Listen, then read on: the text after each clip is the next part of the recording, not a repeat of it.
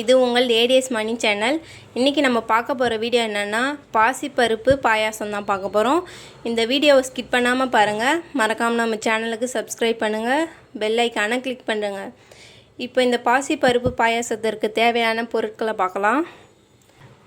இந்த கிண்ணம் அளவு நான் பாசி பருப்பு எடுத்திருக்கேன். தேவையான அளவுக்கு வெல்லம் எடுத்திருக்கேன். இதில் பார்த்திங்கன்னா தேங்காய், முந்திரி, திராட்சை எல்லாம் கலந்து வச்சுருக்கேன். பால் ஒரு கிண்ணத்தில் கொஞ்சம் எடுத்துக்கோங்க. நெய் கொஞ்சம் தேவையான அளவுக்கு எடுத்துக்கோங்க.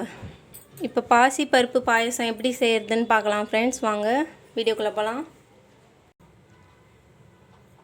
ஃபஸ்ட்டு அடுப்பை ஆன் பண்ணிக்கோங்க. ஒரு கடாய் இருந்தால் அது மாதிரி வச்சுக்கோங்க. இதில் நான் எடுத்து வச்சுருக்க அந்த பாசி பருப்பை கொட்டி நல்லா வறுத்துக்கணும்.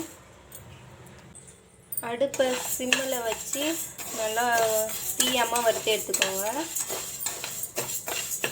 இந்த பாசி பருப்பை வறுக்கும்போது அதுலேருந்து வாசனை வருது இல்லைங்களா, அதோட வாசனை செமையாக இருக்கும் பாயாசத்துக்கு. அதில் ரொம்ப டேஸ்ட்டாக இருக்கும். அதுக்கு தான் வறுக்குது. ஃபஸ்ட்டு எப்பயுமே வறுத்துக்கணும். வறுத்து தான் எடுத்து இதுமாதிரி ரெடி பண்ணுவேன்.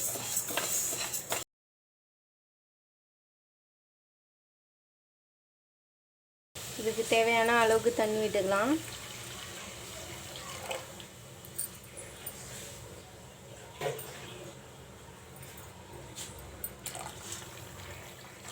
இப்போ இந்த பருப்பு நல்லா வெந்து வரணும். பருப்பு ஒரு பக்கம் வேகட்டும். இப்போ நம்ம பாகு கரைச்சி எடுத்துக்கலாம். நான் எடுத்து வச்சுருக்க வெல்லத்தை இதில் கொட்டிக்கிறேன். அதுக்கேற்ற அளவு கொஞ்சம் தண்ணி விட்டுக்கலாம். கொஞ்சமாக விட்டுக்கோங்க. இது நல்லா கரைஞ்சி வரட்டும். இப்போ பாருங்கள் ஃப்ரெண்ட்ஸ், நல்லா வெந்து வந்திருக்கு பாசி பருப்பு. நான் கரைச்சி வச்சுருக்க வெள்ளைப்பாகு இதில் கொஞ்சம் கலந்துக்கிறேன். வடிகட்டி கலந்துக்கோங்க. அதில் மணல்லாம் இருக்கும், அதனால தான் வடிகட்டிக்கிறேன். இதோ பாருங்கள் ஃப்ரெண்ட்ஸ், அதில் இருக்குது பாருங்கள் மணல், அதனால தான் வடிகட்டிக்கோங்க. இப்போ இதை மிக்ஸ் பண்ணி கிளறி விட்டுக்கலாம். நல்லா கிளறி விட்டுக்கோங்க.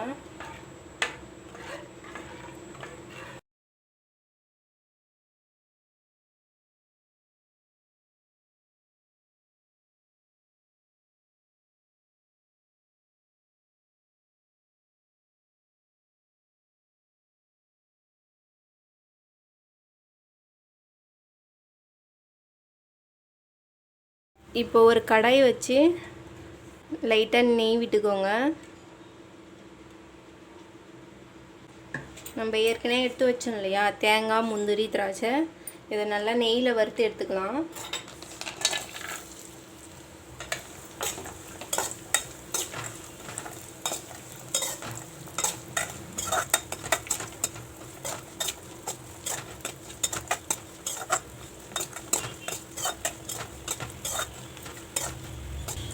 நெய்யில் வதக்கிறதுனால வாசனையாகவும் இருக்கும், நல்லா சூப்பராக டேஸ்ட்டாகவும் இருக்கும்.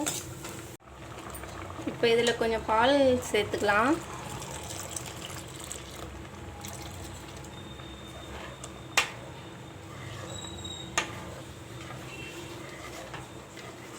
இப்போ இந்த பாசி பருப்பு பாயாசத்தை ஒரு பாத்திரத்தில் மாற்றிக்கலாம். ஏற்கனவே நம்ம வறுத்து வச்சுருக்க தேங்காய், முந்திரி, திராட்சை இதில் போட்டுடலாம். இப்போ பாருங்கள் ஃப்ரெண்ட்ஸ், நம்ம பாசிப்பருப்பு பாயாசம் ரெடி ஆயிடுச்சு. இதை நீங்களும் வீட்டில் ட்ரை பண்ணுங்கள். இந்த பாயாசம் எப்படி இருக்குன்னு கமெண்ட் செக்ஷனில் கமெண்ட் பண்ணுங்கள். இந்த வீடியோ உங்களுக்கு பிடிச்சிருந்ததுன்னா லைக் பண்ணுங்கள், ஷேர் பண்ணுங்கள், கமெண்ட் பண்ணுங்கள், சப்ஸ்கிரைப் பண்ணுங்கள், பெல் ஐக்கானை கிளிக் பண்ணுறேங்க. Thank you friends.